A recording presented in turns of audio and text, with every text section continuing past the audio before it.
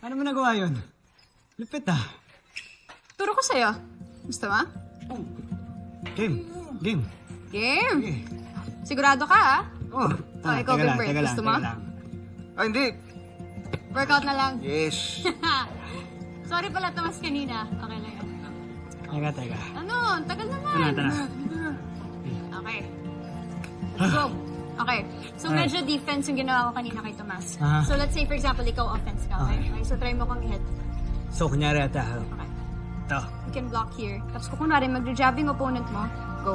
Pwede ka magpari. And then, once nandito yung kamay mo, pwede mong i-grab, tapos ihatak mo.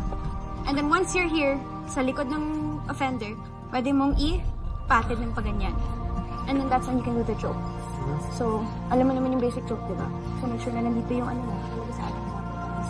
And then, grab your ano here. And then, grab the Oh my hand. God. And squeeze. Ava, look. Why are her hands all over my boyfriend? And then, here's the head. And then, squeeze. Good? Are you good? Aha. Sorry, ah. Teka, wait lang. Paano yung... Gagante, ganon. No. Okay. Sipa dito, right? Yes, pwede. Right leg. Napapatid yung offender mo, diba? And then, yes. And then, go. Put your hand here. Now your boyfriend's all over her. Seryoso? Sigurado ka? Go! Wawa eh. Mama si Tomas, ano?